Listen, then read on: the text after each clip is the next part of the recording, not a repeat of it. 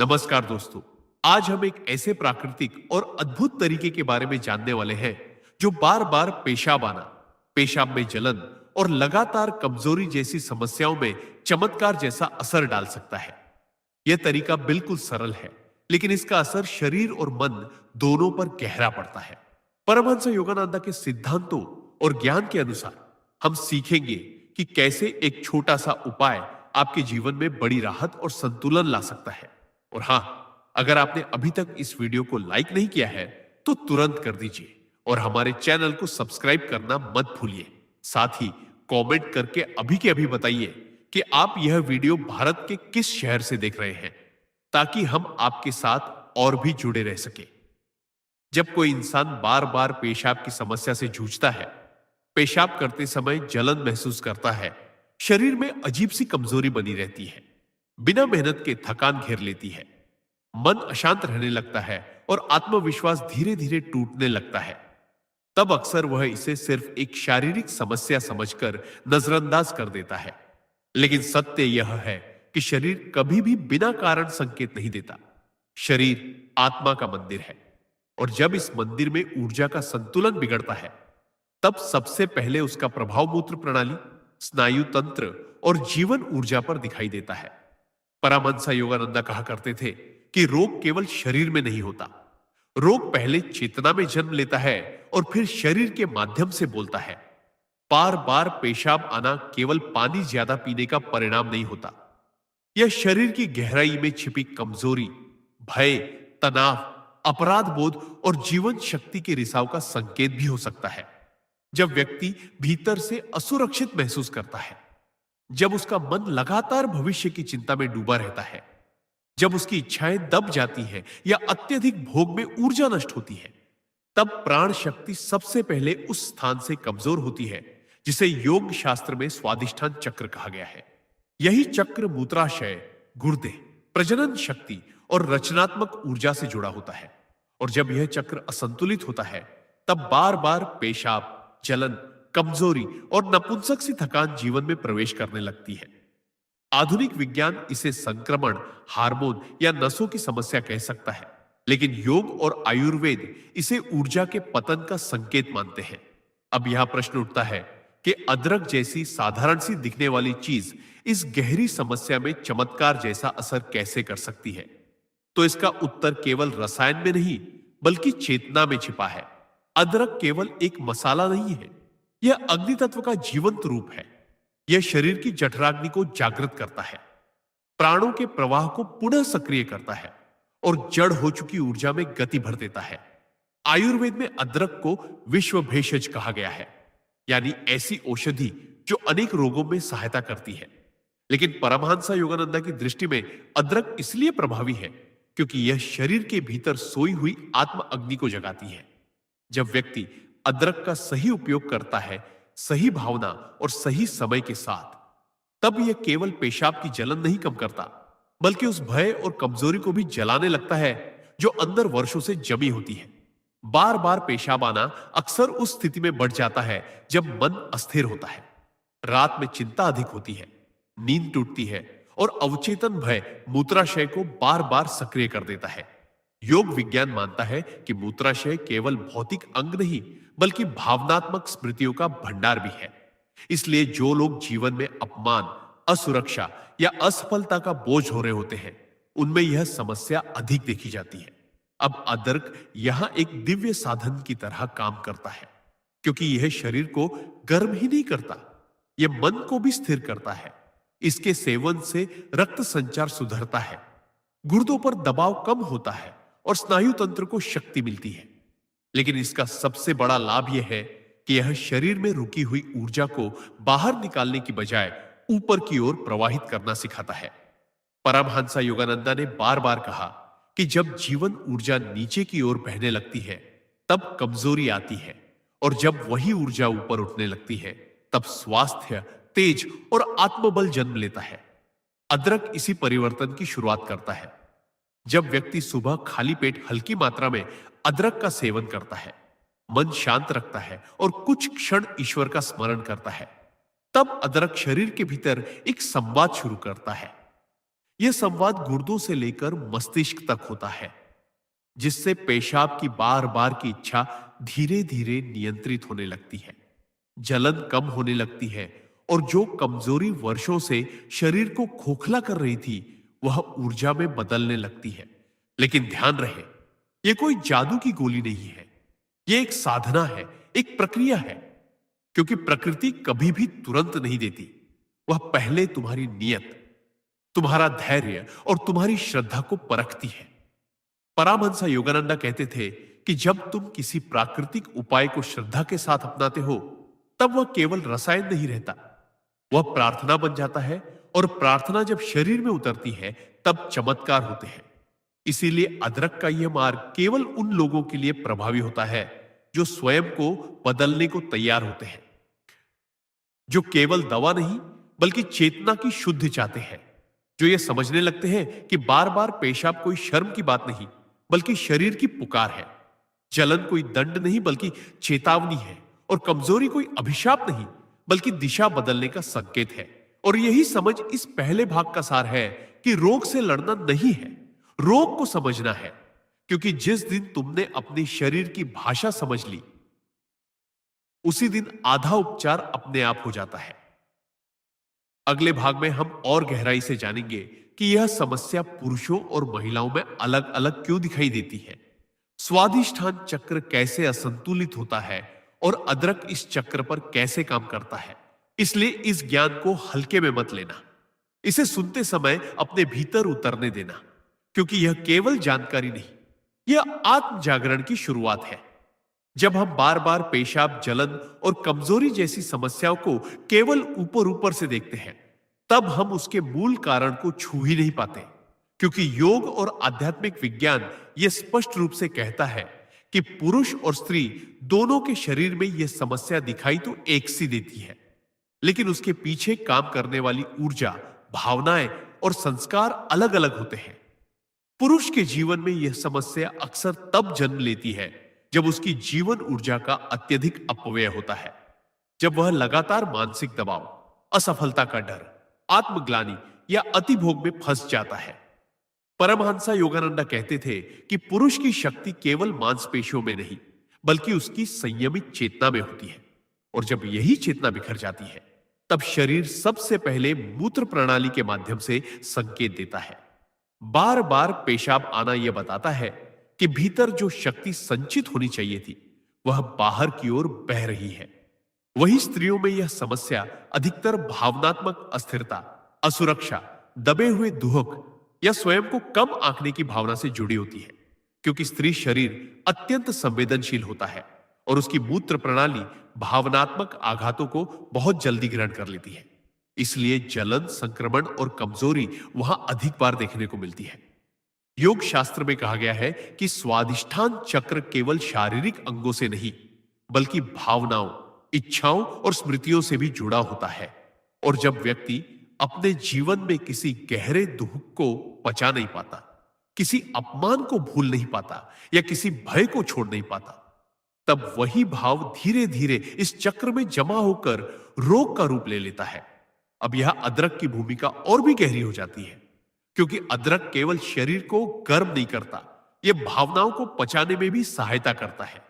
जिस प्रकार अदरक भारी भोजन को पचाने में मदद करता है, उसी प्रकार यह भारी भावनाओं को भी भीतर से तोड़ना शुरू करता है। परमहंस योगानंद ने कहा था कि जब तक मन हल्का नहीं होगा तब तक शरीर स्वस्थ नहीं हो सकता, और अदरक इसी हल्केपन की ओर पहला कदम है।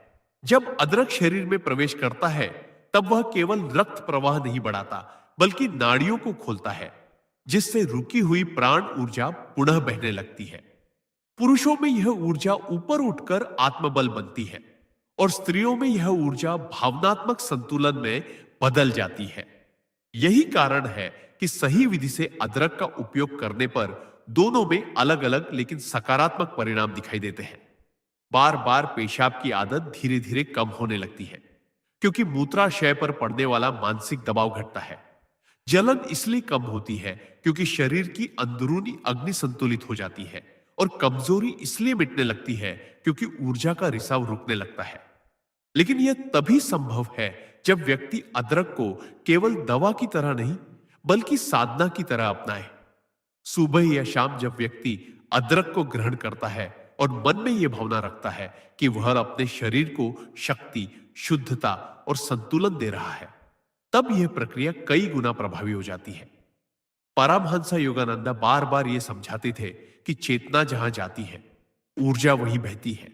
इसलिए यदि व्यक्ति डर के साथ दवा लेता है, तो दवा भी डर के साथ काम करती है, और यदि श्रद्धा के साथ लेता है, तो दवा भी श्रद्धा बन जाती है।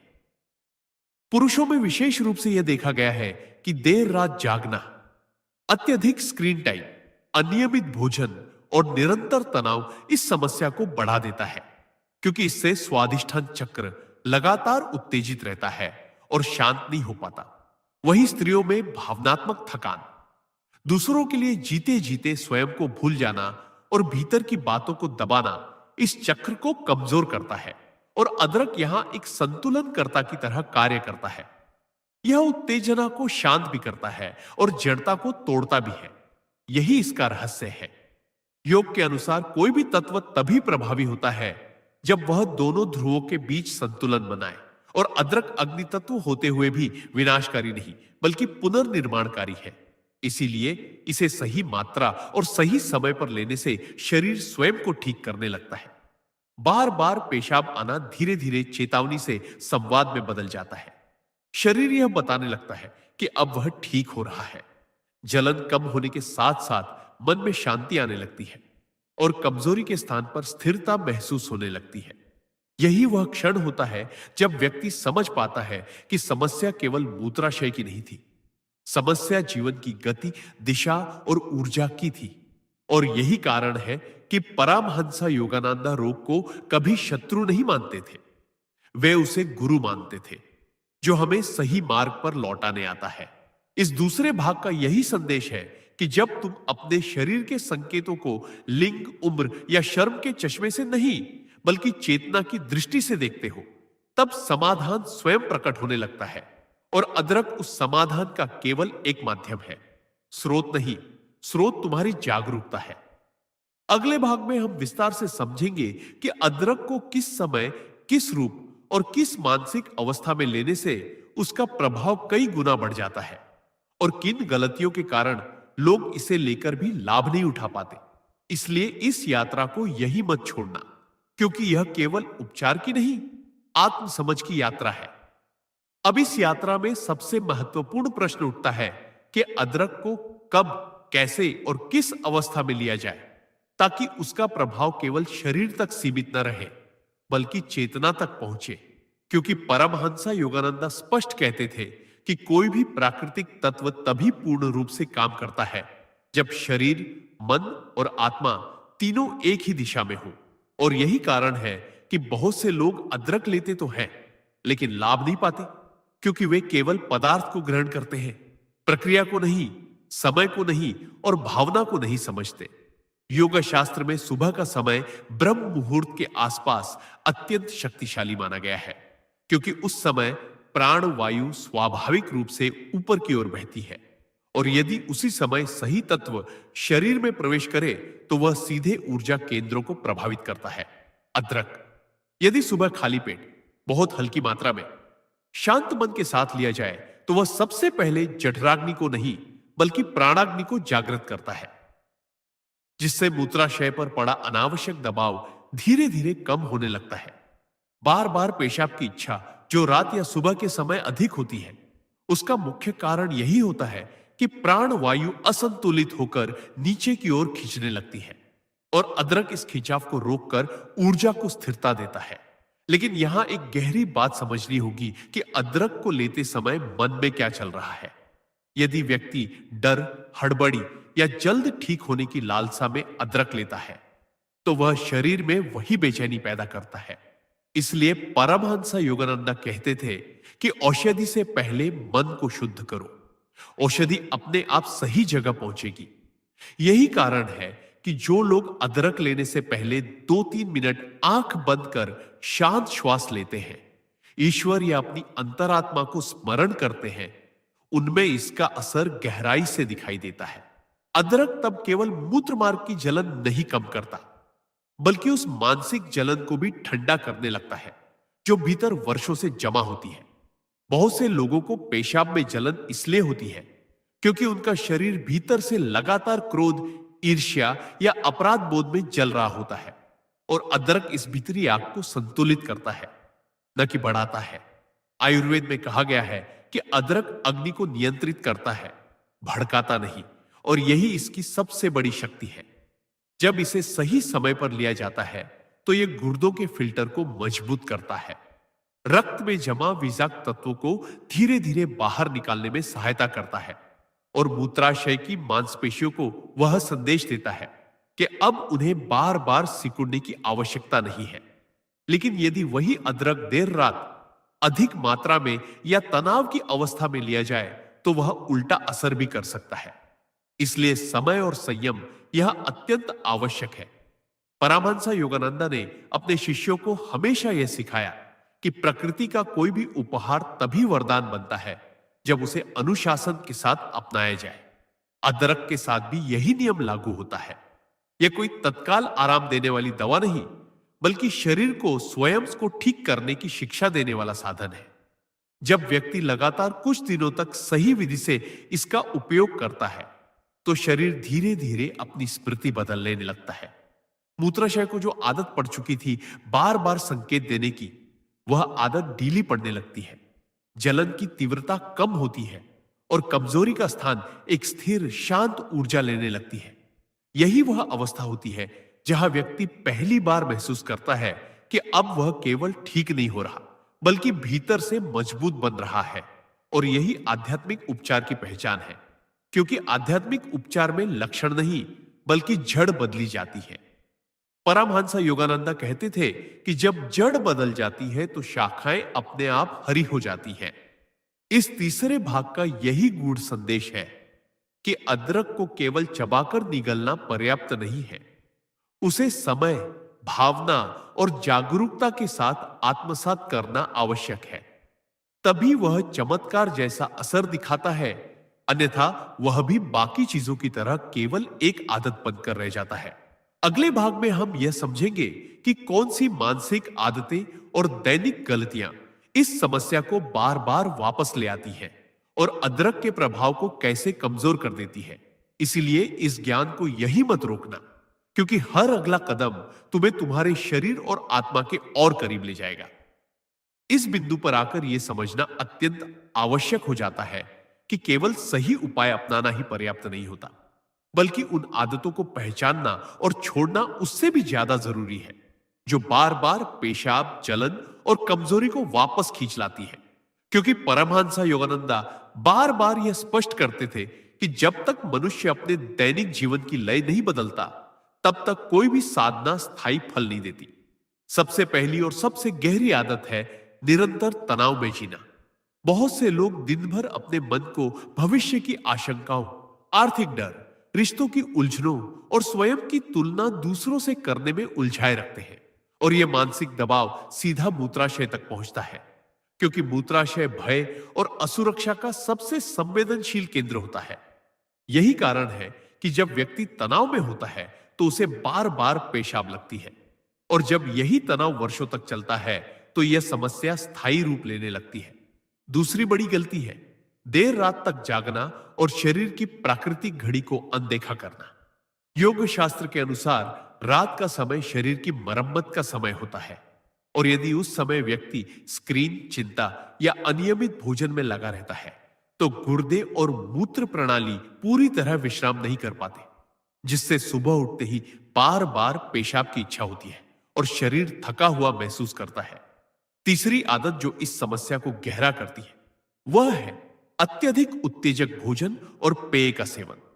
चाहे वह मसालों के अति हो, अत्यधिक कैफीन हो या भावनात्मक उत्तेजना पैदा करने वाली चीजें, ये सभी स्वादिष्टान चक्र को असंतुलित करती है। और यहां यह समझना जरूरी है कि अदरक स्वयं अग्नि तत्व है, इसलिए यदि उसे गलत आदतों के साथ जोड़ा जाए तो वह अपना संतुलनकारी स्वभाव खो सकता है। परमहंस योगानंदा कहते थे कि आग आग के साथ जुड़कर प्रकाश भी दे सकती है और विनाश भी। यह इस बात पर निर्भर करता है कि उसे किस दिशा में लगाया जा रहा है। चौथी और बहुत सूक्ष्म गलती है बार बार अपने शरीर पर अविश्वास करना। बहुत से लोग हर छोटी अनुभूति पर डर जाते हैं, बार बार गूगल पर लक्षण खोजते हैं, दूसरों की कहानियां सुनकर अपने भीतर भय जमा करते हैं और यह भय मूत्राशय को लगातार सतर्क अवस्था में रखता है, जिससे पेशाब की आवृत्ति बढ़ जाती है और जलन की अनुभूति तीव्र हो जाती है। योग कहता है कि जहां भय है वहां प्रवाह नहीं है और जहां प्रवाह नहीं है वहां रोग जन्म लेता है। पांचवी आदत है भावनाओं को दबाना। बहुत से लोग अपने दुहक, क्रोध, अपमान या असफलता को व्यक्त नहीं करते। वे भीतर ही भीतर सब कुछ रोक लेते हैं और यही रोकी हुई भावनाएं धीरे धीरे शारीरिक लक्षणों में बदल जाती है, विशेषकर मूत्र प्रणाली के माध्यम से, क्योंकि यह प्रणाली त्याग और छोड़ने से जुड़ी होती है। जब व्यक्ति भावनात्मक रूप से छोड़ना नहीं सीखता, तब शरीर उसे शारीरिक रूप से सिखाने लगता है। अब यहां अदरक की भूमिका एक मार्गदर्शक की तरह होती है। वह शरीर को संकेत देता है कि अब छोड़ना सुरक्षित है, अब ऊर्जा को रोकने की जरूरत नहीं है। लेकिन यदि व्यक्ति अपनी आदतों को नहीं बदलता, तो अदरक का प्रभाव अधूरा रह जाता है। परमहंस योगानंद इसीलिए कहते थे कि उपचार बाहर से नहीं, भीतर से शुरू होता है। अदरक केवल उस शुरुआत को गति देता है। इस चौथे भाग का सबसे बड़ा संदेश यही है कि यदि तुम सच में इस समस्या से मुक्त होना चाहते हो, तो तुम्हें अपने जीवन की गति को थोड़ा धीमा करना होगा। रात को समय पर सोना होगा, मन को दिन में कुछ क्षण विश्राम देना होगा, अपने डर को पहचान कर उसे देखने का साहस करना होगा और अपने शरीर के साथ युद्ध नहीं बल्कि संवाद शुरू करना होगा। जब ये बदलाव होते हैं तो अदरक अपने आप अधिक प्रभावी हो जाता है, क्योंकि तब वह ऐसे शरीर में प्रवेश करता है जो सहयोग के लिए तैयार है, संघर्ष के लिए नहीं। और यही वे क्षण होता है जब बार बार पेशाब की समस्या धीरे धीरे अपनी पकड़ ढीली करने लगती है। जलन केवल स्मृति बनकर रह जाती है और कमजोरी के स्थान पर स्थिर आत्मविश्वास जन्म लेने लगता है। अगले भाग में हम गहराई से जानेंगे कि श्वास, ध्यान और अदरक का संयोजन कैसे इस समस्या को जड़ से प्रभावित करता है और कैसे कुछ सरल प्राण अभ्यास से मूत्र प्रणाली को नई शक्ति दे सकते हैं। इसलिए इस यात्रा को यहां मत रोकना, क्योंकि अब हम शरीर से आगे श्वास और चेतना के क्षेत्र में प्रवेश करने वाले हैं। अब जब शरीर की आदतों और जीवन शैली की परतें धीरे धीरे खुलने लगती है, तब यह समझना अनिवार्य हो जाता है कि श्वास का इस समस्या से कितना गहरा संबंध है। क्योंकि परमहंस योगानंदा बार बार यह कहते थे कि श्वास केवल हवा का आना जाना नहीं है, श्वास जीवन ऊर्जा का प्रवेश द्वार है। और जब श्वास असंतुलित होती है तो सबसे पहले उसका प्रभाव मूत्र प्रणाली और स्नायु तंत्र पर पड़ता है। बहुत से लोग दिन भर उथली, तेज और बिखरी हुई सांस लेते हैं। उनका ध्यान श्वास पर नहीं बल्कि चिंता पर होता है और यही बिखरी हुई श्वास प्राण ऊर्जा को नीचे की ओर धकेलती रहती है, जिससे मूत्राशय लगातार सक्रिय रहता है और बार बार पेशाब की इच्छा बनी रहती है। योग विज्ञान कहता है कि जिस व्यक्ति की सांसें अनियमित होती हैं, उसका मूत्राशय भी अनियमित संकेत देता है। इसलिए अदरक के साथ यदि श्वास का संतुलन न किया जाए तो उपचार अधूरा रह जाता है। यहां एक अत्यंत सरल लेकिन गहरा सिद्धांत काम करता है कि जब सांस ऊपर उठती है तो ऊर्जा ऊपर उठती है और जब सांस गिरती है तो ऊर्जा भी नीचे गिरती है। परमहंस योगानंदा ने सिखाया कि प्राण को ऊपर की ओर ले जाने से ही शरीर में स्थिरता और शक्ति आती है और इसी सिद्धांत पर अदरक और श्वास का संयुक्त प्रभाव कार्य करता है। जब व्यक्ति सुबह अदरक का सेवन करने के बाद कुछ मिनट धीमी, गहरी और जागरूक श्वास लेता है, तब अदरक द्वारा जागृत की गई अग्नि बिखरने के बजाय सही दिशा में प्रवाहित होने लगती है। इससे मूत्राशय को यह संदेश मिलता है कि अब उसे बार बार प्रतिक्रिया देने की आवश्यकता नहीं है। जलन इसलिए कम होने लगती है क्योंकि श्वास के साथ शरीर की आंतरिक गर्मी संतुलित हो जाती है और कमजोरी इसलिए मिटने लगती है क्योंकि प्राण ऊर्जा का रिसाव रुक जाता है। बहुत से लोगों को यह अनुभव होता है कि जब वे शांत बैठकर श्वास पर ध्यान देते हैं, तब पेशाब की तात्कालिक इच्छा अपने आप शांत हो जाती है यह कोई मनोवैज्ञानिक भ्रम नहीं, बल्कि प्राण के पुनर्संयोजन का संकेत है। योग कहता है कि मूत्राशय पर मन का सीधा नियंत्रण होता है और मन पर श्वास का। इसलिए श्वास को साध लेने पर मूत्र प्रणाली अपने आप शांत होने लगती है। पारमहंसा योगानंदा इसीलिए ध्यान को औषधि से भी ऊपर रखते थे, क्योंकि ध्यान श्वास को और श्वास प्राण को नियंत्रित करती है, और जब प्राण नियंत्रित होता है तो शरीर स्वयं को ठीक करने लगता है। इस प्रक्रिया में अदरक एक उत्प्रेरक की तरह काम करता है। वह श्वास द्वारा ऊपर ले जाई जा रही ऊर्जा को शक्ति देता है। लेकिन यदि श्वास तेज, अनियमित या तनावपूर्ण है तो वही अदरक बेचैनी बढ़ा सकता है। इसलिए यहां संतुलन अत्यंत आवश्यक है। इस पांचवें भाग का मूल संदेश यही है कि बार बार पेशाब, जलन और कमजोरी का समाधान केवल किसी चीज को लेने में नहीं, बल्कि अपनी सांसों को वापस पाने में छिपा है। जब व्यक्ति अपनी सांसों का स्वामी बनता है तो वह अपने शरीर का भी स्वामी बनने लगता है, और यही वह अवस्था है जहां रोग धीरे धीरे पीछे हटने लगता है। अगले भाग में हम यह जानेंगे कि मन में चलने वाले विचार कैसे इस समस्या को जन्म देते हैं और कैसे विचारों की शुद्धि से शरीर स्वतः हल्का होने लगता है। इसलिए इस यात्रा को यही मत छोड़ना, क्योंकि अब हम उस स्तर पर पहुंच रहे हैं जहां विचार ही औषधि बन जाते हैं। अब इस स्तर पर आकर यह समझना अत्यंत आवश्यक हो जाता है कि विचार केवल मन की हलचल नहीं होते, वे शरीर की भाषा बन जाते हैं। और परमहंसा योगानंदा बार बार यह कहते थे कि जैसा तुम सोचते हो वैसा ही तुम्हारा शरीर बनता है, क्योंकि विचार प्राण ऊर्जा को दिशा देते हैं और वही प्राण ऊर्जा शरीर के हर अंग तक संदेश पहुंचाती है। बार बार पेशाब आना, पेशाब में जलन और लगातार कमजोरी बहुत बार किसी संक्रमण या शारीरिक कारण से पहले नकारात्मक विचारों की आदत से जन्म लेते हैं। जब व्यक्ति बार बार अपने शरीर पर शक करता है, जब वह अपने आप से कहता रहता है कि मैं कमजोर हूं, मुझ में कुछ गड़बड़ है, मैं ठीक नहीं हो सकता, तब ये विचार केवल शब्द नहीं रहते, बल्कि शरीर के भीतर आदेश बन जाते हैं। और मूत्राशय जैसे संवेदनशील अंग इन आदेशों को तुरंत मान लेते हैं। योग शास्त्र कहता है कि मूत्र प्रणाली त्याग और नियंत्रण से जुड़ी होती है, और जब मन नियंत्रण खो देता है, डर में चला जाता है या स्वयं पर भरोसा छोड़ देता है, तब शरीर भी उसी अस्थिरता को दर्शाने लगता है। परमहंसा योगानंदा इसे अचेतन प्रोग्रामिंग कहते थे, यानी व्यक्ति जाने अनजाने अपने शरीर को बीमारी का अभ्यास करा देता है। हर बार पेशाब की इच्छा आने पर डर जाना, हर बार जलन महसूस होते ही घबरा जाना, हर बार कमजोरी को स्थायी मान लेना, ये सभी प्रतिक्रियाएं शरीर को यह सिखा देती है कि यही सामान्य है, और शरीर फिर उसी पैटर्न को दोहराता रहता है। अब यहां अदरक और चेतना का संबंध और भी सूक्ष्म हो जाता है, क्योंकि अदरक शरीर की अग्नि को जागृत करता है और विचार उस अग्नि को दिशा देते हैं। यदि अदरक लेने के बाद मन में डर चलता रहे तो वही अग्नि बेचैनी बन सकती है, लेकिन यदि अदरक लेने के बाद मन में स्थिरता, विश्वास और कृतज्ञता हो तो वही अग्नि उपचार बन जाती है। परमहंसा योगानंदा अपने शिष्यों को सिखाते थे कि औषधि लेते समय भीतर यह भाव रखो कि शरीर ईश्वर की बुद्धि से बना है और वह स्वयं को ठीक करना जानता है। यह भाव शरीर के भीतर एक अलग ही संवाद शुरू कर देता है। मूत्राशय जो अब तक भय के आदेश मान रहा था, वह विश्वास के आदेश स्वीकार करने लगता है। बार बार पेशाब की इच्छा धीरे धीरे अपनी तीव्रता खो देती है, क्योंकि मन अब उसे संकट नहीं बल्कि सामान्य संकेत की तरह देखता है।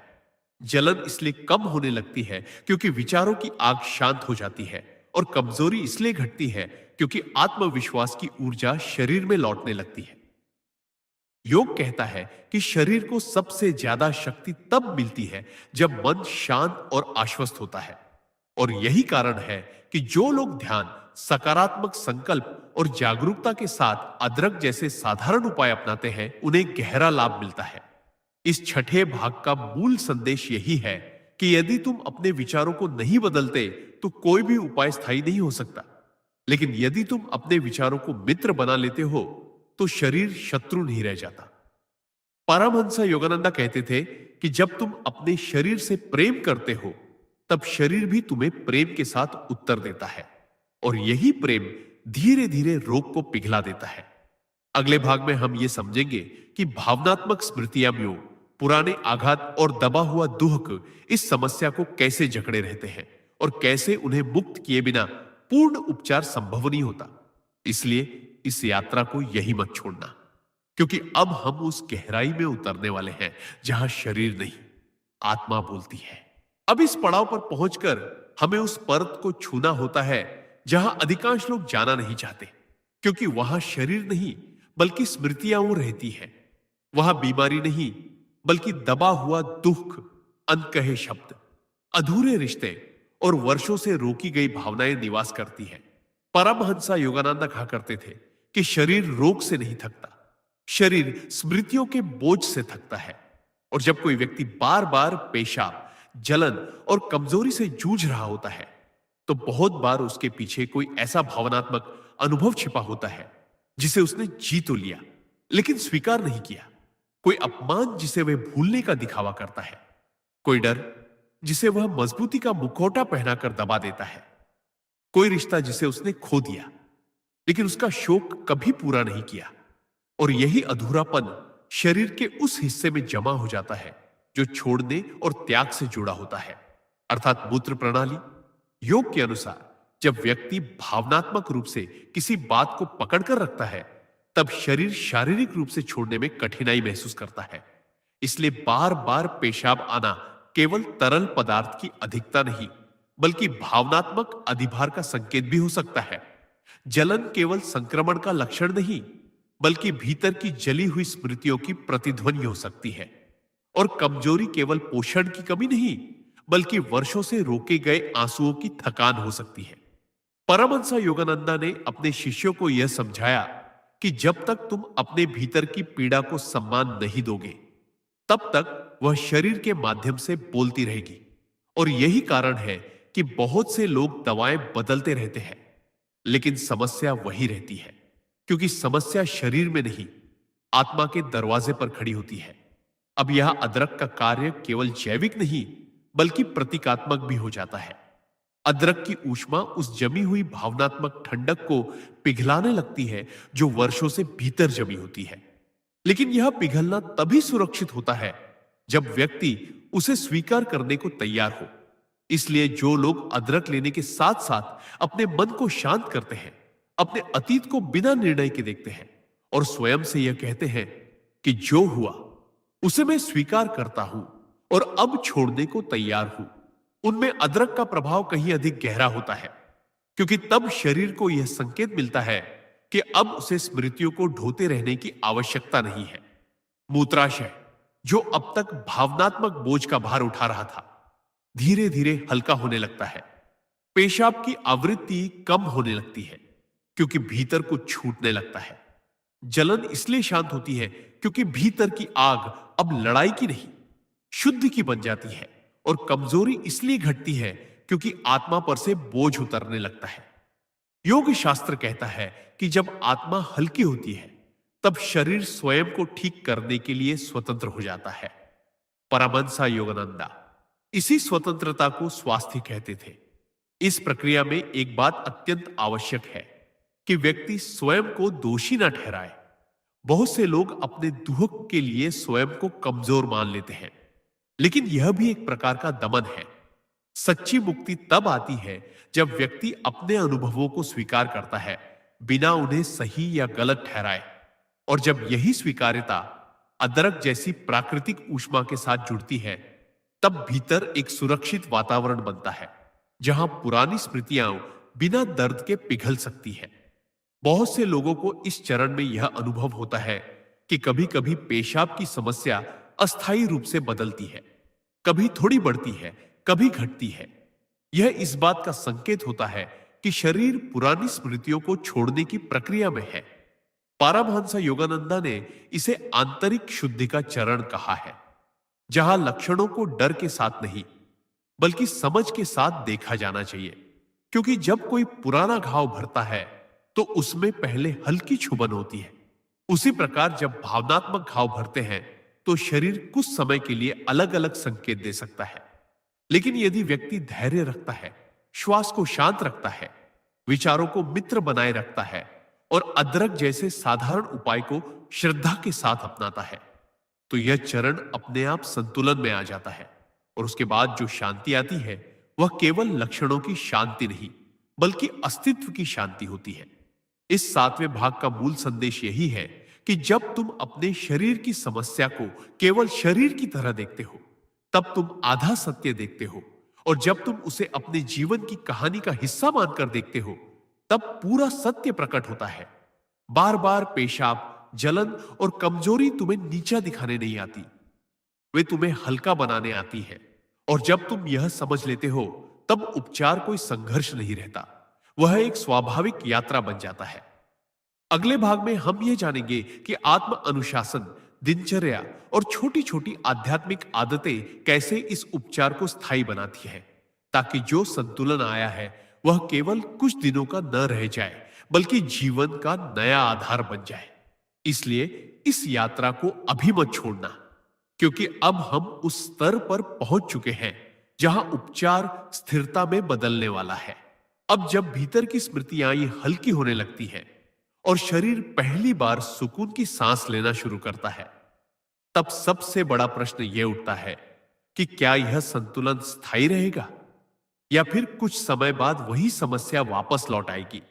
क्योंकि परमहंसा योगानंदा स्पष्ट कहते थे कि अस्थायी शांति और स्थायी रूपांतरण में अंतर केवल अनुशासन का होता है।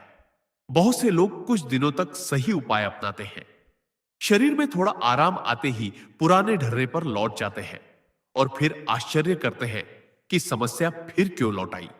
लेकिन योग का सिद्धांत कहता है कि शरीर नई अवस्था को तभी स्वीकार करता है जब उसे बार बार उसी अवस्था में जीने का अनुभव कराया जाए, और यहीं पर दिनचर्या एक साधना बन जाती है। बार बार पेशाब, जलन और कमजोरी से मुक्त होने के लिए केवल अदरक लेना, श्वास साधना करना या विचारों को बदलना पर्याप्त नहीं है। इन सबको जीवन की लय में पिरोना पड़ता है। सुबह उठने का समय, दिन में खाने का ढंग, काम करने की गति, विश्राम की गुणवत्ता और रात को सोने से पहले की मानसिक अवस्था, ये सभी मिलकर उस ऊर्जा क्षेत्र को बनाते हैं जिसमें मूत्र प्रणाली कार्य करती है। पारमहंसा योगानंदा कहते थे कि शरीर अनुशासन से प्रेम करता है, क्योंकि अनुशासन उसे सुरक्षा का अनुभव कराता है। जब शरीर जानता है कि उसे कब विश्राम मिलेगा, कब भोजन मिलेगा और कब शांत होने का अवसर मिलेगा, तब वह बार बार अलार्म बजाना बंद कर देता है। अर्थात बार बार पेशाब की आवश्यकता कम होने लगती है, जलन शांत होने लगती है और कमजोरी धीरे धीरे शक्ति में बदलने लगती है। इस चरण में अदरक एक दैनिक स्मरण बन जाता है, यह याद दिलाने के लिए कि शरीर की अग्नि को जागृत भी रखना है और नियंत्रित भी। इसलिए इसे कभी अति में नहीं लिया जाता, बल्कि एक सीमित, जागरूक और सम्मानजनक मात्रा में अपनाया जाता है। योग कहता है कि जो व्यक्ति अपने शरीर के साथ सम्मान का व्यवहार करता है, शरीर भी उसके साथ सहयोग करता है। इसीलिए दिनचर्या में छोटे छोटे नियम अत्यंत प्रभावी हो जाते हैं, जैसे सुबह उठते ही मोबाइल न देखना, कुछ क्षण मौन में बैठना, श्वास को महसूस करना, दिन में बार बार खुद को यह याद दिलाना कि मुझे जल्दी नहीं है, क्योंकि जल्दबाजी मूत्र प्रणाली को सबसे अधिक उत्तेजित करती है। और रात को सोने से पहले मन को हल्का करना, किसी शिकायत, क्रोध या चिंता को लेकर बिस्तर पर ना जाना। परमहंसा योगानंदा कहते थे कि जिस भाव में तुम सोते हो, उसी भाव में शरीर पूरी रात काम करता है, और यदि वह भाव भय या बेचैनी का हो तो मूत्राशय पूरी रात सक्रिय रहता है। इसलिए यह चरण बहुत सूक्ष्म लेकिन अत्यंत निर्णायक होता है, क्योंकि यहां व्यक्ति रोग से नहीं लड़ रहा होता, वह एक नया जीवन ढंग सीख रहा होता है, और यही नया ढंग धीरे धीरे शरीर की स्मृति बदल देता है। मूत्राशय जो वर्षों से असुरक्षा और जल्दबाजी का अभ्यास कर रहा था, अब शांति और भरोसे का अभ्यास करने लगता है। जलन इसलिए समाप्त होती है क्योंकि भीतर की अग्नि अब अनुशासन में बहती है, और कमजोरी इसलिए मिटती है क्योंकि ऊर्जा अब बिखरती नहीं बल्कि संचित होती है। इस 8वें भाग का मूल संदेश यही है कि उपचार को घटना मत बनाओ, उसे आदत बनाओ, क्योंकि जब उपचार आदत बन जाता है तब रोग के लौटने की संभावना अपने आप समाप्त हो जाती है। परमहंसा योगानंदा इसी को जीवित साधना कहते थे, जहां हर दिन, हर क्रिया और हर श्वास उपचार का हिस्सा बन जाती है। और जब जीवन स्वयं औषधि बन जाए, तो फिर किसी चमत्कार की आवश्यकता नहीं रहती। चमत्कार जीवन का स्वाभाविक परिणाम बन जाता है। अगले भाग में हम ये जानेंगे कि कैसे आत्मविश्वास, संकल्प और आंतरिक संवाद इस पूरी प्रक्रिया को अंतिम रूप से सील कर देते हैं, ताकि शरीर और मन दोनों एक ही दिशा में चलने लगे। इसलिए इस यात्रा को यही मत रोकना, क्योंकि अब हम उस बिंदु के बहुत करीब हैं जहां रोग केवल अतीत की कहानी बनकर रह जाता है। अब इस यात्रा का वह चरण आता है जहां बाहरी उपाय लगभग पीछे छूटने लगते हैं और भीतर की आवाज सबसे महत्वपूर्ण बन जाती है। क्योंकि परमहंस योगानंदा बार बार यह समझाते थे कि मनुष्य का सबसे बड़ा उपचार उसका आत्मविश्वास होता है और सबसे बड़ा रोग आत्मसंदेह है। बहुत से लोग अदरक लेते हैं, दिनचर्या सुधारते हैं, श्वास पर ध्यान देते हैं, फिर भी भीतर कहीं ना कहीं एक डर छुपा रहता है कि कहीं यह समस्या लौट ना आए। और यही डर भविष्य में रोग का बीज बन जाता है, क्योंकि शरीर शब्दों से नहीं, भाव से सीखता है। यदि भीतर भाव यह है कि मैं अभी भी कमजोर हूं, तो शरीर उसी भाव के अनुसार स्वयं को ढालता है। बार बार पेशाब की इच्छा कई बार शरीर की आवश्यकता नहीं, बल्कि मन के उस पुराने आदेश का परिणाम होती है, जो कहता है कि सावधान रहो, डरो, तैयार रहो। योग शास्त्र में इसे आंतरिक संवाद कहा गया है, अर्थात वह बातचीत जो तुम दिन रात अपने आप से करते हो। परमहंस योगानंदा कहते थे कि मनुष्य दिन में हजारों बार स्वयं से बात करता है, लेकिन वह यह नहीं जानता कि वह क्या कह रहा है। और यही अनजानी बातचीत शरीर का भाग्य तय कर देती है। यदि यह संवाद भय से भरा हो, तो मूत्राशय हर थोड़ी देर में संकेत देता है, जलन की अनुभूति को बड़ा चढ़ाकर दिखाता है और कमजोरी को स्थायी बना देता है।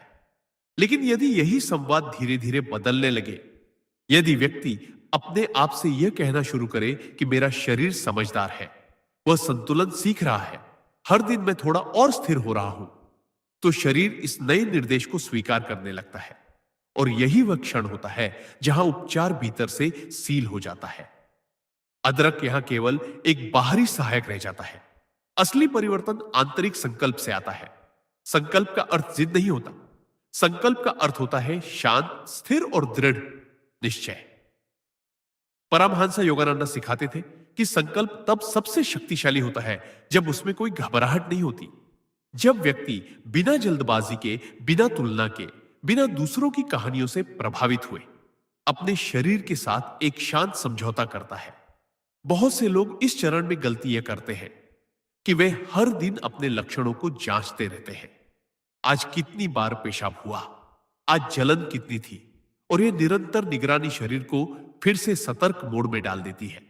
योग कहता है कि जिस चीज पर तुम अत्यधिक ध्यान देते हो वह बढ़ने लगती है। इसलिए इस चरण में सबसे बड़ा अभ्यास है भरोसा करना, शरीर को स्पेस देना, उसे यह महसूस कराना कि अब उसे खुद को साबित नहीं करना है। बार बार पेशाब की समस्या तब धीरे धीरे पृष्ठभूमि में चली जाती है, क्योंकि उसे मिलने वाला मानसिक ईंधन समाप्त होने लगता है। जलन इसलिए शांत होती है क्योंकि भीतर का संवाद अब युद्ध का नहीं, सहयोग का हो जाता है। और कमजोरी इसलिए मिटती है क्योंकि आत्मविश्वास ऊर्जा को संचित करने लगता है। परमहंस योगानंदा कहते थे कि आत्मविश्वास कोई भावनात्मक उत्साह नहीं, बल्कि एक गहरी शांति होती है जो शरीर तक उतरती है। इस अवस्था में व्यक्ति यह समझने लगता है कि स्वास्थ्य कोई लक्ष्य नहीं, बल्कि एक संबंध है, शरीर के साथ बना हुआ संबंध। और जब यह संबंध भरोसे पर आधारित होता है, तो शरीर बार बार चेतावनी देने की आवश्यकता नहीं समझता।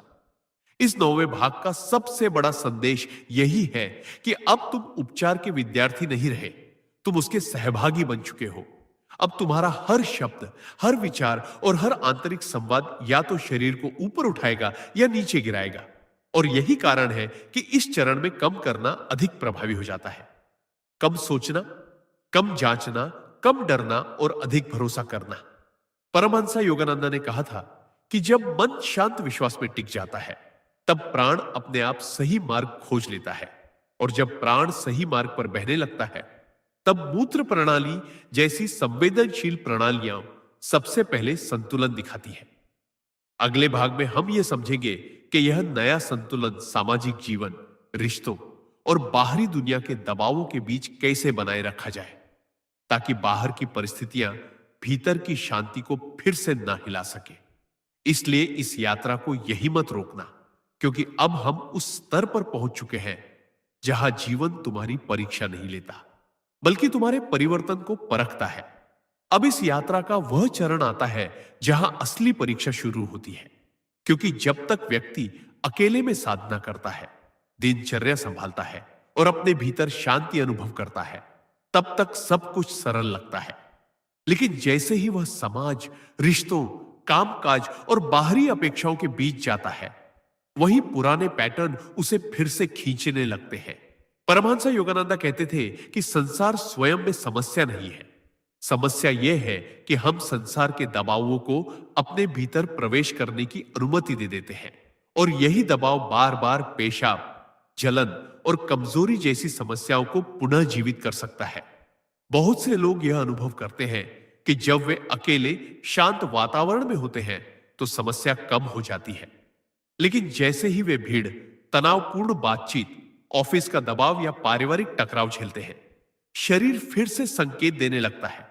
इसका कारण यह नहीं कि उपचार विफल हो गया, बल्कि इसका कारण यह है कि शरीर अभी भी बाहरी परिस्थितियों से अपने भीतर की शांति की रक्षा करना सीख रहा होता है।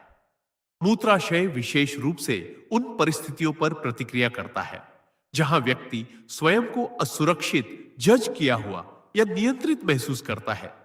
इसलिए सामाजिक जीवन में संतुलन बनाए रखना इस उपचार का अत्यंत महत्वपूर्ण भाग बन जाता है। परमहंस योगानंदा ने सिखाया कि जब तक तुम दूसरों की अपेक्षाओं के अनुसार स्वयं को मोड़ते रहोगे, तब तक शरीर तुम्हें यह याद दिलाता रहेगा कि तुम अपनी सीमा पार कर रहे हो। बार बार पेशाब आना कई बार इस बात का संकेत होता है कि व्यक्ति ना कहना नहीं जानता, वह अपने भीतर की सीमा को पहचान नहीं पा रहा, और इसलिए शरीर उसे शारीरिक सीमा के माध्यम से चेतावनी देता है। जलन तब बढ़ती है जब व्यक्ति भीतर ही भीतर किसी स्थिति से लड़ रहा होता है, लेकिन बाहर से मुस्कुरा रहा होता है, और कमजोरी तब आती है जब व्यक्ति लगातार दूसरों की ऊर्जा उठाए फिरता है, लेकिन स्वयं को भरने का समय नहीं देता। इस चरण में अदरक और साधना केवल सहायक रह जाते हैं। असली काम होता है आंतरिक दृढ़ता विकसित करना, अर्थात बाहर की परिस्थितियों के बीच भी भीतर वही शांति बनाए रखना जो एकांत में मिलती है। परमहंस योगानंदा इसे चलती हुई साधना कहते थे, जहां व्यक्ति बाजार में भी ध्यानस्थ रहता है, बातचीत में भी जागरूक रहता है और दबाव में भी अपनी सांस को नहीं खोता। जब व्यक्ति सामाजिक परिस्थितियों में प्रवेश करने से पहले कुछ क्षण अपनी श्वास को स्थिर करता है, अपने भीतर यह भावना रखता है कि मैं स्वयं के केंद्र में स्थिर हूं, तब शरीर को यह संदेश मिलता है कि बाहर चाहे कुछ भी हो, भीतर सुरक्षा है। और यही संदेश मूत्र प्रणाली को सबसे अधिक राहत देता है। बार बार पेशाब की आवश्यकता कम होने लगती है, क्योंकि अब शरीर को खतरे का भ्रम नहीं होता। जलन इसलिए शांत होती है क्योंकि आंतरिक संघर्ष समाप्त होने लगता है, और कमजोरी इसलिए घटती है क्योंकि व्यक्ति अपनी ऊर्जा को हर जगह बिखेरने के बजाय चुनकर खर्च करना सीखता है। इस चरण में एक बहुत सूक्ष्म लेकिन शक्तिशाली परिवर्तन होता है कि व्यक्ति लोगों से प्रतिक्रिया लेने के बजाय संबंध बनाना सीखता है। प्रतिक्रिया का अर्थ होता है तुरंत भावनात्मक उत्तर देना, और संबंध का अर्थ होता है स्थिरता के साथ संवाद करना। परमहंस योगानंदा कहते थे कि जब तुम प्रतिक्रिया देते हो तो प्राण नीचे गिरता है, और जब तुम साक्षी बनते हो तो प्राण ऊपर उठता है। यही कारण है कि जो लोग सामाजिक स्थितियों में भी साक्षी भाव बनाए रखते हैं, उनमें मूत्र संबंधी समस्याएं स्वतः कम होने लगती हैं, क्योंकि शरीर अब हर बातचीत को खतरे की तरह नहीं लेता। इस 10वें भाग का सबसे बड़ा संदेश यही है कि उपचार को केवल निजी अभ्यास मत समझो, उसे अपने रिश्तों, काम और सामाजिक जीवन में उतारो, क्योंकि वही उसकी वास्तविक परीक्षा होती है। और जब तुम यह सीख लेते हो कि बाहर की आवाजें भीतर की शांति को नहीं हिला सकती, तब शरीर भी यह सीख लेता है कि उसे बार बार अलार्म बजाने की आवश्यकता नहीं है। अगले भाग में हम यह समझेंगे कि समय के साथ शरीर कैसे पूरी तरह नई स्मृति बना लेता है और पुराने लक्षण केवल याद बनकर क्यों रह जाते हैं। इसीलिए इस यात्रा को अभी मत रोकना, क्योंकि अब हम उस चरण के बिल्कुल करीब हैं जहां रोग की पहचान ही समाप्त हो जाती है। अब इस यात्रा के इस गहन चरण में हमें उस सत्य को समझना होता है जिसे बहुत कम लोग स्वीकार करना चाहते हैं, क्योंकि यह सत्य धैर्य मांगता है। और परमहंस योगानंद कहते थे कि जहां धैर्य नहीं होता वहां आत्मा का कार्य अधूरा रह जाता है। शरीर कोई मशीन नहीं है कि एक बटन दबाते ही वह नया हो जाए। शरीर स्मृति से बना है, वर्षों की आदतों, भावनाओं, भय, संघर्ष और असंतुलन की स्मृति से। और जब कोई व्यक्ति बार बार पेशाब, जलन और कमजोरी जैसी समस्याओं से बाहर निकलता है, तो वास्तव में वह अपने शरीर को एक नई स्मृति सिखा रहा होता है। यह नई स्मृति धीरे धीरे बनती है, जैसे कोई नदी नया रास्ता बनाती है। पहले वह हल्का सा मोड़ लेती है, फिर धीरे धीरे पुराना रास्ता सूखने लगता है। और यही प्रक्रिया शरीर में भी घटती है। बहुत से लोग इस चरण में गलती ये करते हैं कि वे हर दिन स्वयं से पूछते हैं कि अब पूरी तरह ठीक हुआ या नहीं। और यही प्रश्न शरीर को फिर से पुराने पैटर्न की याद दिला देता है, क्योंकि शरीर को जांच नहीं, भरोसा चाहिए। परमहंस योगानंद कहते थे कि शरीर उस गुरु की तरह है जो तब तक परीक्षा लेता है जब तक शिष्य स्वयं पर भरोसा करना नहीं सीख लेता।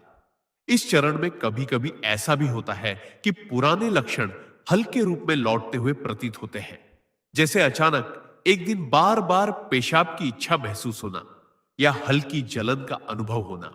और यहीं पर अधिकांश लोग डर जाते हैं। लेकिन योग का दृष्टिकोण कहता है कि यह वापसी नहीं, बल्कि अंतिम सफाई होती है। यह उस पुराने पैटर्न का अंतिम प्रयास होता है जो ये जांचना चाहता है कि क्या व्यक्ति सच में बदल चुका है या नहीं।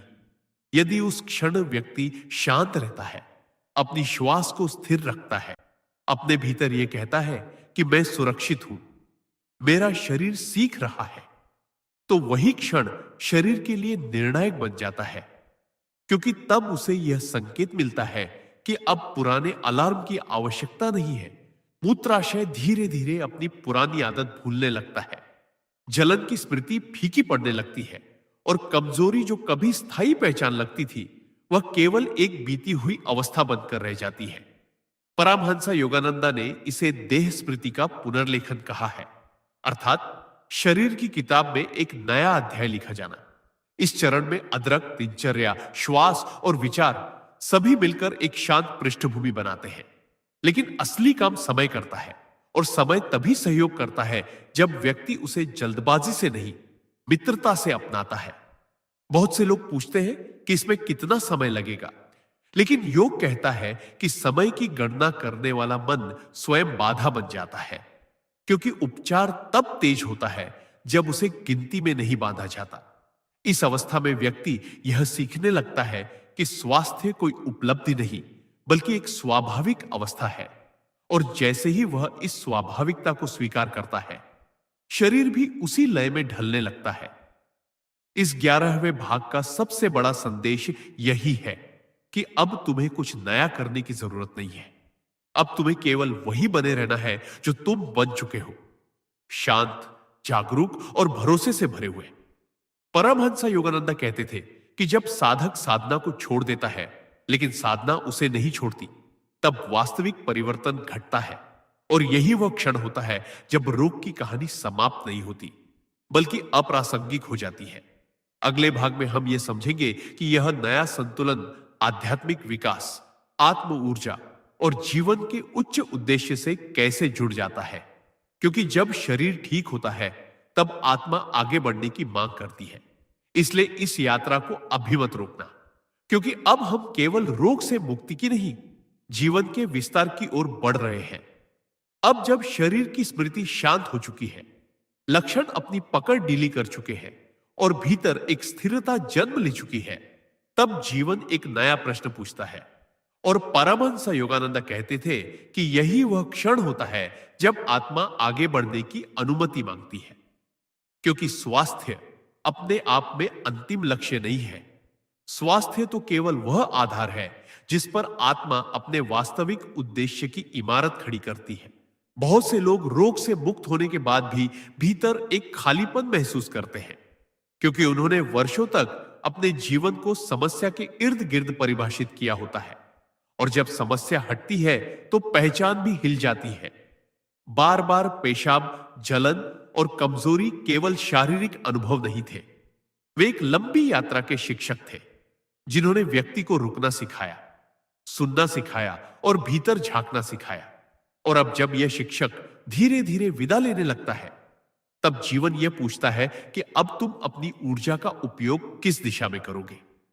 योग शास्त्र कहता है कि यदि मुक्त हुई ऊर्जा को सही दिशा ना दी जाए तो वह फिर से पुराने मार्ग खोज लेती है। इसलिए इस चरण में आत्म ऊर्जा को किसी उच्च उद्देश्य से जोड़ना अत्यंत आवश्यक हो जाता है। परमहंस योगानंदा इसे ऊर्जा का उत्क्रमण कहते थे, अर्थात वही ऊर्जा जो कभी भय, असुरक्षा और असंतुलन में बह रही थी, अब सेवा, रचनात्मकता और चेतना के विस्तार में प्रवाहित होने लगती है। जब व्यक्ति अपने जीवन में किसी अर्थपूर्ण कार्य से जुड़ता है, चाहे वह किसी की सहायता करना हो, किसी कला में डूबना हो, किसी आध्यात्मिक अभ्यास में गहराई लाना हो, या केवल अधिक जागरूकता के साथ जीना हो, तब शरीर को यह संदेश मिलता है कि उसकी ऊर्जा अब सुरक्षित और उपयोगी हाथों में है। और यही संदेश मूत्र प्रणाली जैसी संवेदनशील प्रणालियों को स्थायी शांति देता है, क्योंकि अब शरीर को बार बार ध्यान खींचने की आवश्यकता नहीं रहती। जलन इसलिए अप्रासंगिक हो जाती है क्योंकि भीतर की अग्नि अब उद्देश्य की रोशनी बन जाती है। और कमजोरी इसीलिए लौटकर नहीं आती क्योंकि ऊर्जा अब बिखरती नहीं बल्कि एक दिशा में बहती है। इस चरण में व्यक्ति यह अनुभव करता है कि जो समस्या कभी बोझ लगती थी, वही समस्या अब मार्गदर्शक बन चुकी है, क्योंकि उसी ने उसे भीतर की दुनिया से परिचित कराया। परमहंस योगानंद कहते थे कि जब रोग तुम्हें ईश्वर की ओर मोड़ दे, तब वह रोग नहीं रहता, वह दीक्षा बन जाता है। और यही दीक्षा इस 12वें भाग का सार है कि अब तुम्हारा जीवन केवल ठीक रहने के बारे में नहीं है, बल्कि जागृत रहने के बारे में है। इस अवस्था में व्यक्ति छोटे छोटे संकेतों के प्रति भी संवेदनशील हो जाता है। वह समझने लगता है कि कब रुकना है, कब आगे बढ़ना है, कब कहना है और कब मौन रहना है।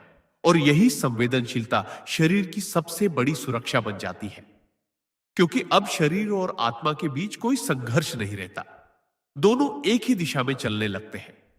इस चरण में अदरक जैसे साधारण उपाय भी अपना स्थान बदल लेते हैं। वे अब उपचार नहीं बल्कि स्मरण बन जाते हैं। स्मरण की शरीर की अग्नि को सम्मान के साथ संभालना है, न दबाना है और न भड़काना है।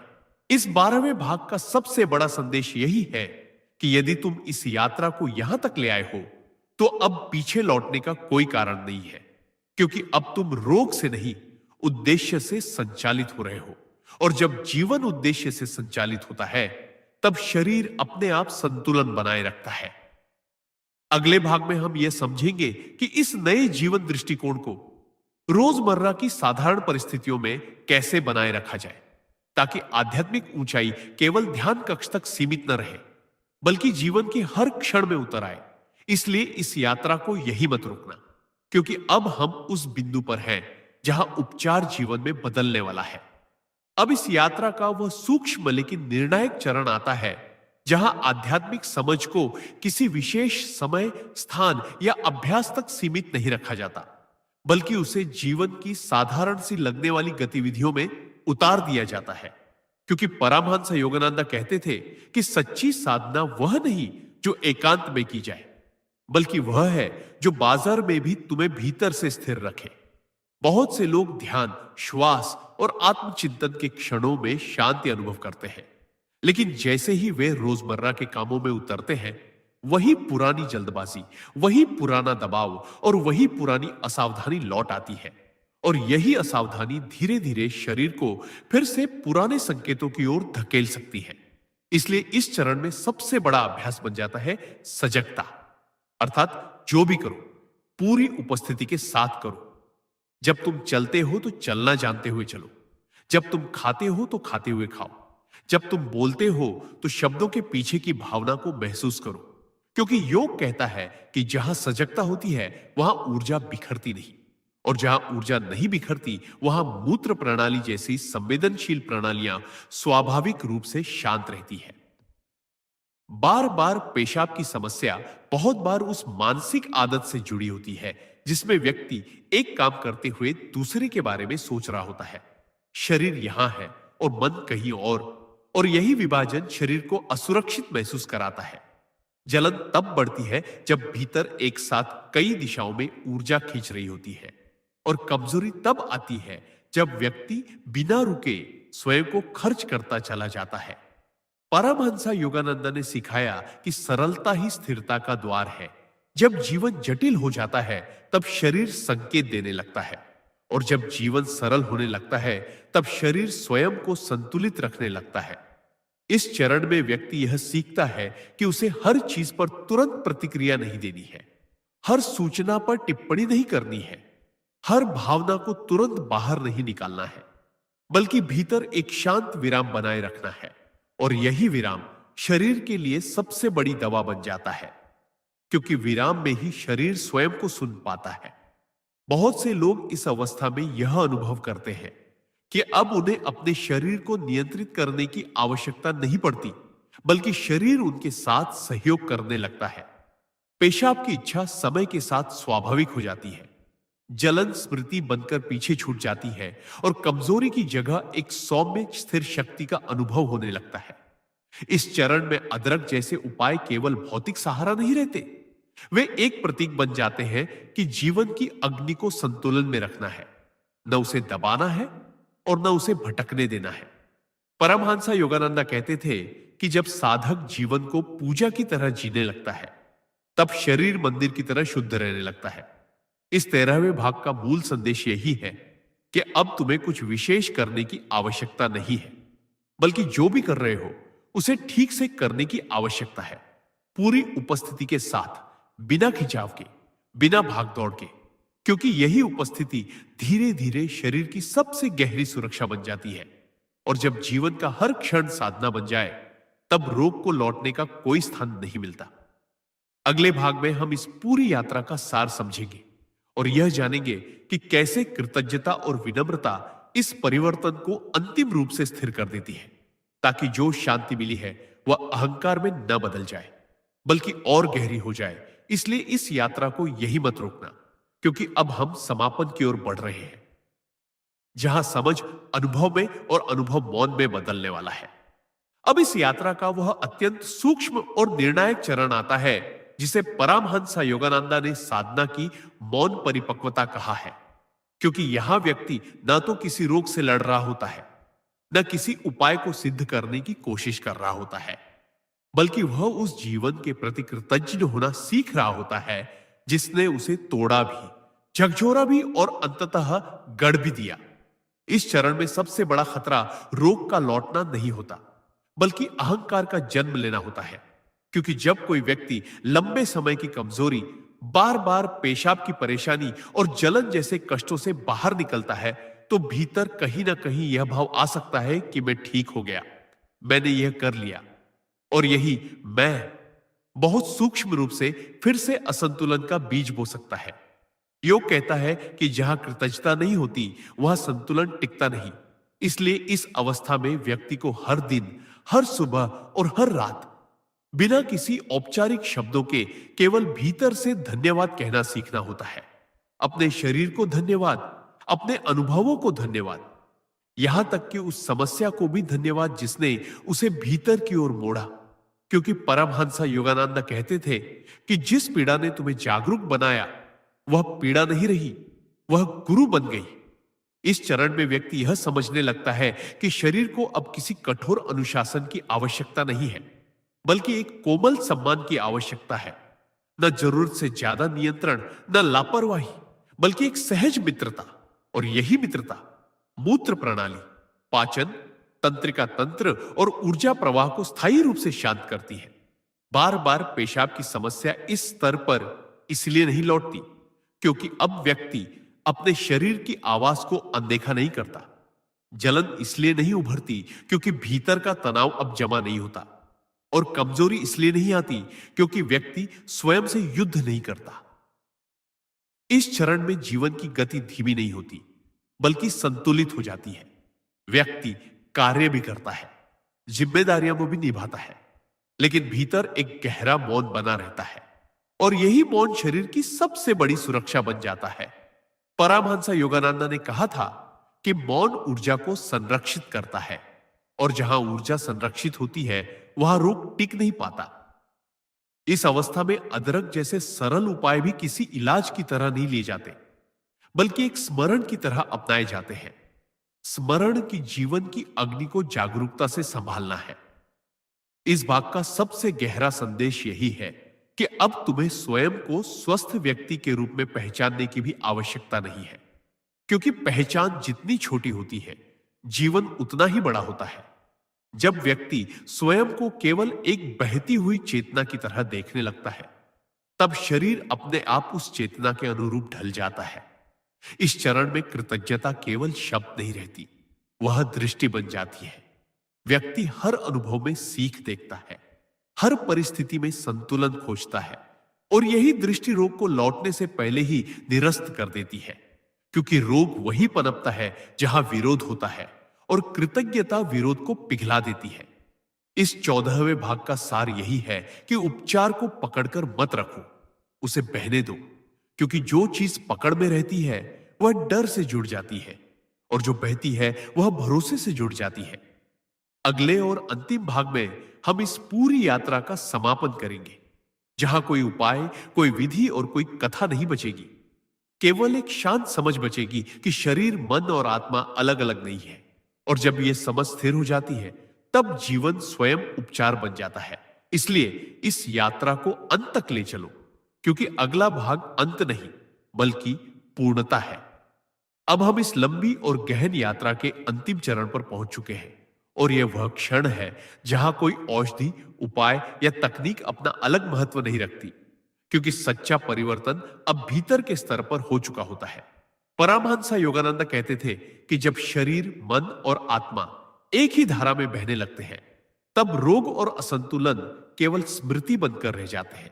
अब बार बार पेशाब, जलन और कमजोरी जैसी परेशानियां केवल अतीत की कहानियां बन जाती हैं, क्योंकि व्यक्ति ने अपने भीतर जो स्थिरता, सजगता, आत्मविश्वास, कृतज्ञता और मौन विकसित किया है, वही उसका असली उपचार बन गया है। यह अंतिम चरण सभी पूर्ववर्ती चरणों का संयोग है। यह श्वास का संतुलन है, विचारों की शुद्धि है, भावनाओं का मुक्त होना है, दिनचर्या और अनुशासन का पालन है, सामाजिक जीवन में संतुलन है, आत्म ऊर्जा का उच्च उद्देश्य में प्रवाह है, और सबसे महत्वपूर्ण, अहंकार का विसर्जन और कृतज्ञता का अनुभव है।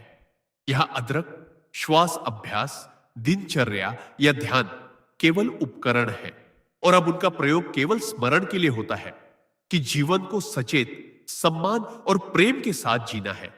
अब व्यक्ति समझता है कि बार बार पेशाब आने की समस्या केवल शरीर की प्रतिक्रिया नहीं थी, बल्कि चेतना को जागृत करने वाला संदेश था।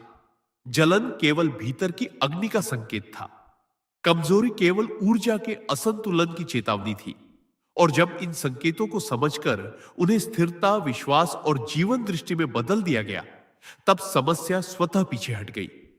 परमहंस योगानंद कहते थे कि जब साधक अपने भीतर पूर्णता महसूस करता है, तब उसके आसपास की दुनिया भी उसी लय में बदलने लगती है। अर्थात कोई तनाव, कोई भय, कोई जल्दी या दबाव उसके भीतर की शांति को नहीं हिला सकता। यह स्थिरता तब तक कायम रहती है जब तक व्यक्ति हर दिन, हर कार्य, हर श्वास और हर विचार में सजग, कृतज्ञ और सरल रहता है। यही वह अवस्था है जहां जीवन स्वयं उपचार बन जाता है और रोग केवल एक स्मृति रह जाता है। यह स्मृति न डराती है, न नियंत्रण मांगती है, बल्कि वह केवल यह याद दिलाती है कि जीवन में संतुलन कितना महत्वपूर्ण है। इस अंतिम चरण में व्यक्ति यह अनुभव करता है कि स्वास्थ्य कोई अस्थायी लक्ष्य नहीं, बल्कि जीवन की प्रवाहशील अवस्था है, और जब यह प्रवाह स्थिर हो जाता है, तब बार बार पेशाब, जलन और कमजोरी जैसी भौतिक समस्याएं अप्रासंगिक हो जाती है। यहां व्यक्ति समझता है कि अदरक, योग, दिनचर्या, श्वास और आंतरिक संवाद केवल उपकरण है और असली परिवर्तन भीतर की दृष्टि, भीतर का विश्वास और भीतर की स्थिरता से आता है। इस अंतिम भाग का सबसे गहरा संदेश यही है कि अब जीवन की हर गतिविधि, हर संबंध, हर चुनौती, हर खुशी और हर दुख एक साधना बन जाती है। और जब जीवन साधना बन जाता है, तब उपचार, स्वास्थ्य, संतुलन और आध्यात्मिक विकास अपने आप स्थायी हो जाते हैं। परमहंस योगानंदा कहते थे कि यही वह स्थिति है जहां व्यक्ति रोग के बारे में नहीं सोचता, वह केवल जीवन की पूर्णता को जीता है। और यही पूर्णता बार बार पेशाब, जलन और कमजोरी जैसी समस्याओं के पीछे छिपे संदेशों का सर्वोच्च उत्तर है। इसलिए इस 15वें और अंतिम भाग में हम समझते हैं कि यह केवल समाप्ति नहीं, बल्कि एक नई शुरुआत है, जहां भीतर की स्थिरता, सजगता, आत्मविश्वास, कृतज्ञता और मौन व्यक्ति को जीवन के हर क्षेत्र में संचालित करते हैं। और यही वह अवस्था है जिसे परमहंस योगानंद कहते थे, सच्चा स्वास्थ्य, सच्चा शक्ति और सच्चा जीवन। अब यह ज्ञान और अनुभव तुम्हारे भीतर स्थायी रूप से प्रवेश कर चुका है और जो भी कदम आगे बढ़ाओगे वह इसी स्थिरता, संतुलन और जागरूकता के साथ होगा। यही अंतिम उपदेश है कि जीवन को सम्मान, प्रेम, सजगता और विश्वास के साथ जियो, क्योंकि जब जीवन ऐसा हो जाता है